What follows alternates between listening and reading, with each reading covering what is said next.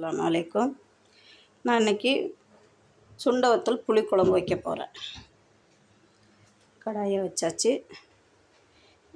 கடாய் சூடாகட்டும். இது பாருங்கள், சுண்டை வத்தல் கழுவி லேசாக வறுத்து வச்சுருக்கிறேன். இங்கே ஒரு எலுமிச்சம்பழம் அளவுக்கு புளி கரைச்சி வச்சுருக்கிறேன். இது சாம்பார் பொடி, இது மிளகாத்தூள், இது மல்லித்தூள், இது மஞ்சத்தூள், இது இது வெந்தயம் பொடி வறுத்து பொடி பண்ணி வச்சுருக்கிறேன். இது பனை வெல்லம். இங்கே கருவேப்பிலை, கொத்தமல்லி, தக்காளி, பச்சை மிளகா, முழு வெள்ளுத்தூள்ளி, வெங்காயத்தை சின்ன வெங்காயத்தை 2 கட் பண்ணி வச்சுருக்கிறேன். இப்போது நான் நல்லெண்ணெய் ஊற்ற போகிறேன். தேவைக்கேற்ற நல்லெண்ணெய்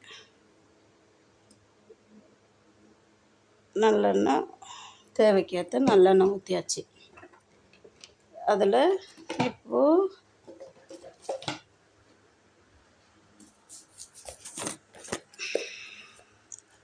கொஞ்சம்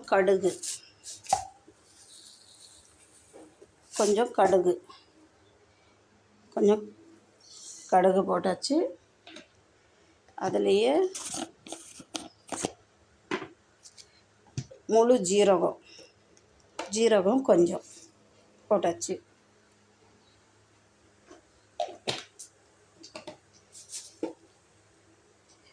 இப்போ எண்ணெய் காய்ஞ்சிருச்சு. எண்ணெய் காய்ஞ்ச பிறகு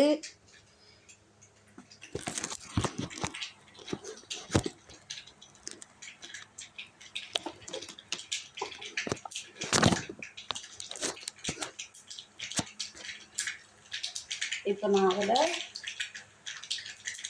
வெள்ளைப்பூண்டும் வெங்காயம் போட்டு பொன்னிறமாக வதக்கணும். மீடியமாக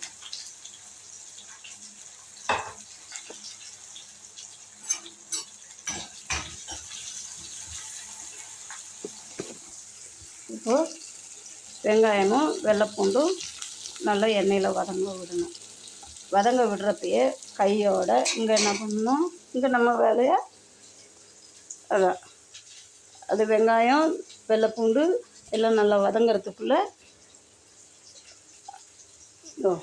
திரும்ப சொல்கிறேன்.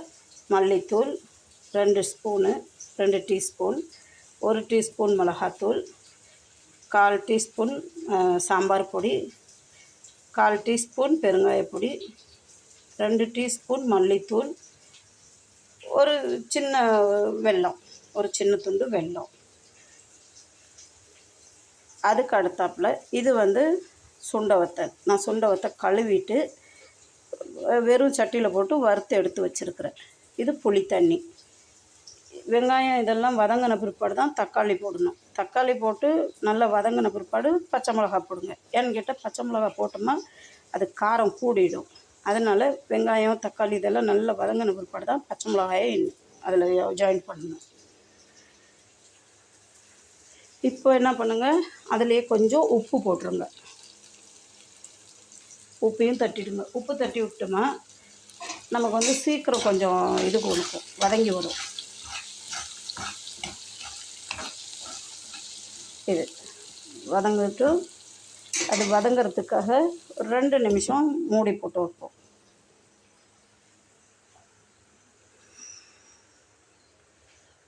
இன்றைக்கி என்னோடய சுண்டை வத்தல் புளிக்குழம்பு. இது சுண்டை வத்தல் குழம்புன்னு இது யார் சாப்பிட்லான்னா, இது சுகர் பேஷண்ட்டுக்கு அவ்வளோ நல்லது. நல்ல சுகருக்காரங்க இப்போ உங்களால் ஒரு நேரம் இப்போ ஏதோ பட்டுன்னு இப்போ ஒரு நேரம் கொஞ்சம் கஷ்டப்பட்டு ஒரு 1/2 மணி நேரம் ஆகும் இதெல்லாம் எல்லாம் சரி பண்ணுறதுக்கு. ஆனால் பண்ணி எடுத்து குழம்பு வச்சு எடுத்து வச்சிட்டிங்கன்னா 1 மாதம் வரதிலும் ஒன்றும் ஆகாது. ஃப்ரிட்ஜில் வச்சா. ஆனால் வெளியில் வச்சிங்கன்னா 1 வாரம் வைக்கலாம்.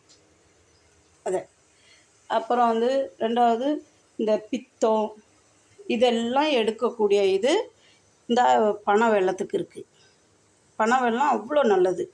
அதே மாதிரி இந்த பெருங்காயம் எதுக்குன்னா, சுகர் உள்ளவங்களுக்கு ஆசிடிட்டி நிறையா வரும்.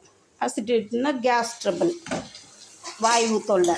அந்த வாய்வு தொல்லை இதுக்காக தான் நம்ம பெருங்காயத்தை போடுறோம். பெருங்காயம். மல்லித்தூள் எதுக்குன்னா சுகர்காரங்களுக்கு அந்த சுகரோட லெவலை கண்ட்ரோல் பண்ணும், அதுக்காக தான். மற்றதெல்லாம் வந்து இது வந்து நம்ம ருசிக்காக சேர்க்கக்கூடியது தான். தக்காளி, அந்த மல்லித்தூள், மல்லி இலை, இதெல்லாம் வந்து நம்ம ருசிக்காக சேர்க்குறோம், வேறு எதுவும் இல்லை. இந்த தக்காளி போடாமையே வைக்கலாம், தக்காளி போடாமல் வச்சா இன்னும் நல்லது. ஆனால் புளியை குறைச்சிட்டு தக்காளியை 2 வெட்டி வச்சுருக்கிறேன். ஏன்னு கேட்டால் சுகர்காரங்களுக்கு புளி நல்லதில்லை ரொம்ப. அது என்ன ஒன்று, இந்த கால் எரிச்சல், வலி, அந்த வரக்கூடிய இது அந்த புளிக்கு இருக்குது. ஆனால் பாரம்பரியமாக அந்த புளியை தான் நம்ம சாப்பிட்டுட்டு வந்தோம். ஆனால் இப்போ இருக்கிற ஜென்ரேஷனுக்கு, ஏன்னா அந்த புளியில் வந்து அந்த சுகர்காரங்க சாப்பிடக்கூடாது.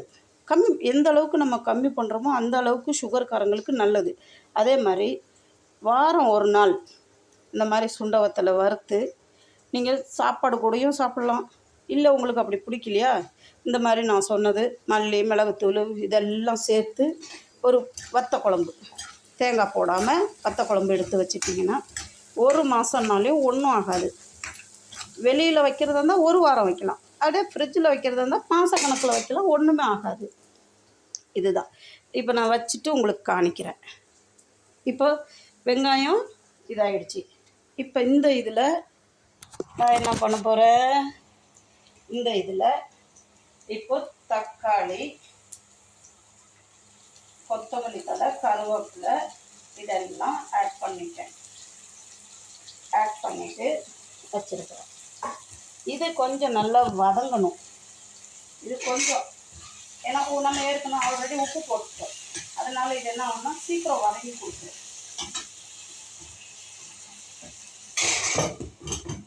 வதங்கட்டும். அது ஒரு 3 நிமிஷம்.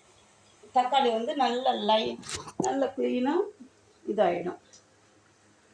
அப்புறம் வந்து இன்றைக்கி காலையில் நான் உப்புமா செஞ்சேன், என்ன அப்போ கொஞ்சம் ஜாஸ்தி ஆகிடுச்சு, அதை எடுத்து அப்படியே வச்சுருக்கிறேன். இதுதான். ஆனால் நான் டெய்லி ஒரு நாளைக்கு மினிமம் அதில் 5 லிட்டர் தண்ணி குடிக்கிறேன். 4 லிட்டருக்கு மேலே தான் குடிக்கிறேன். 5 லிட்டருன்னு இல்லை, 4 லிட்டருக்கு மேலே தான் குடிக்கிறேன்.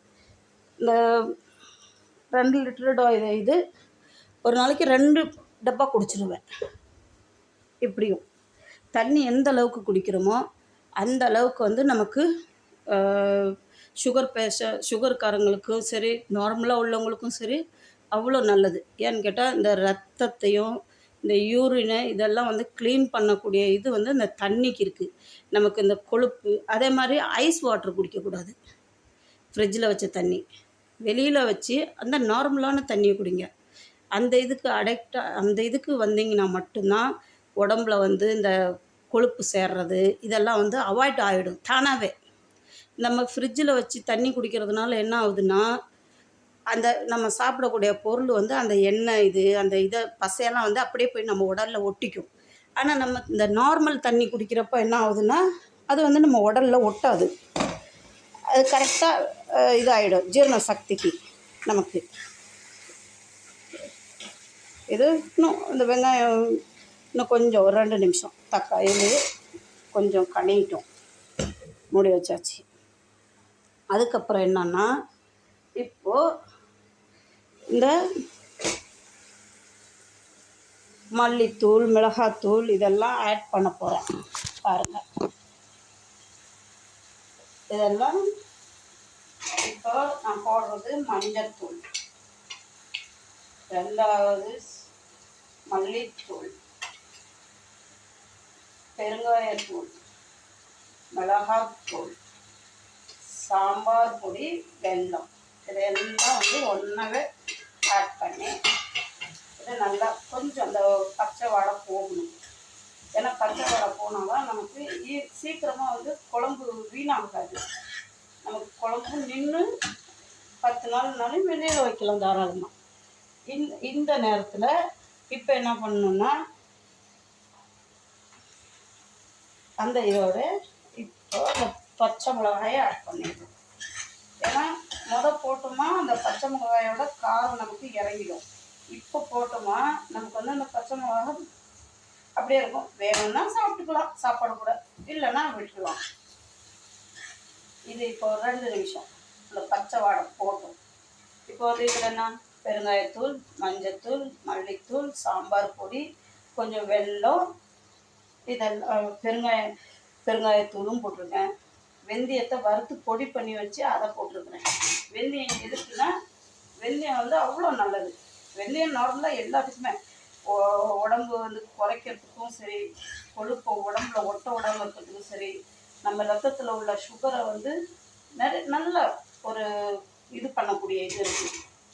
இன்னொரு நாளைக்கு நான் வந்து இதே குழம்ப வேறு மெத்தடில் காமிக்கிறேன். அதில் வந்து என்ன நான் ஆட் பண்ண போகிறேன்னா கீழா நெல்லி, கத்தாழை அதை போட்டு ஒரு வத்த குழம்பு வைக்கிறேன். அதை அடுத்த வாரம் வைக்கிறப்ப நான் உங்களுக்கு காணிக்கிறேன். இப்போ இது நல்லா அந்த பச்சை வாடை போயிடுச்சு. இப்போ என்ன பண்ணோம், பச்சை வாடை போன பிற்பாடு இதில் இந்த நம்ம வறுத்து வச்சிருக்கிற இதை போடணும். இது நான் வந்து நிறையாவே போடுவேன். ஏன்னு கேட்டால் இது உடம்புக்கு அவ்வளோ நல்லது. நான் சுகர் பேஷண்ட்டு, அப்படி இருக்கப்போ நான் கொஞ்சம் ஜாஸ்தியாகவே எனக்கு போடுவேன். அப்போ தான் இது வந்து அவ்வளோ நல்லது உடம்பு. இதையும் போட்டு நல்லா ஒரு 5 நிமிஷம் நல்லா வருங்க, மூடி போட்டுருங்க. ஏன்னா மூடி போட்டால் இந்த வாசனை வெளியே போகாது. இல்லைன்னா வந்து பக்கத்து வீடு வரதுல அந்த வாசனை போகும். அதுதான் வருங்க. இப்போ அதில் நான் எல்லாம் இந்த எடுத்து வச்சிருந்தது எல்லாமே ஆட் பண்ணி இதை நல்லா வதங்கணும் கொஞ்சம். ஏன்னா நம்ம சுண்டவத்தில் எண்ணெய் விடாமல் தான் வறுத்துருக்குறோம். எண்ணெய் விட்டோம்னா நமக்கு எண்ணெய் ஜாஸ்தி ஆகிடும். அதனால நான் வெறும் சட்டியில் வறுத்து எடுத்துகிட்டு இப்போ இந்த வெங்காயம், இஞ்சி, வெங்காயம், தக்காளி இதெல்லாம் வதங்கினப்போ இதையும் போட்டு வதக்குறேன். சுண்டவத்தில் ஒரு 5 நிமிஷம் நல்லா வதங்கின பிற்பாடு அப்புறம் இதில் புளி தண்ணி ஆட் பண்ணுவோம். புளி தண்ணி ஊற்றிட்டு நமக்கு வேணும்னா தேங்காய் அரைச்சி பால் எடுத்து விடணும். வேண்டாம் நமக்கு வெறும் புளியை மட்டும் ஊற்றிட்டு மூடி வைக்கலாம். இப்போ நான் ஆயிடுச்சு. இப்போ நான் இதில் புளி விடுறேன். புளி தண்ணி எனக்கு தேவையான அளவுக்கு புளி தண்ணி விடுவேன்.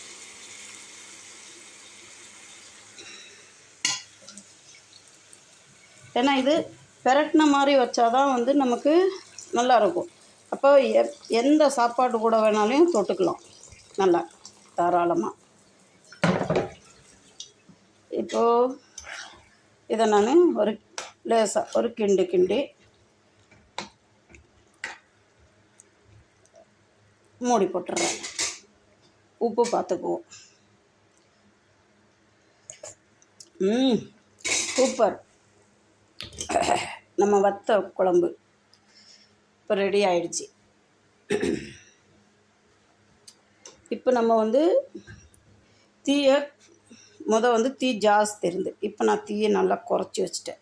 ஏன்னு கேட்டால் அப்போ தான் வந்து சுண்டவத்தெல்லாம் வந்து நின்று வேகும். ஏன்னா வெந்த பிற்பாடு உங்களுக்கு நான் காமிக்கிறேன். இதெல்லாம் முடித்த பிற்பாடு என்ன பண்ணுங்கள், மேலே ஒரு ஸ்பூன் நெய் விட்டுட்டிங்கன்னா ஓகே.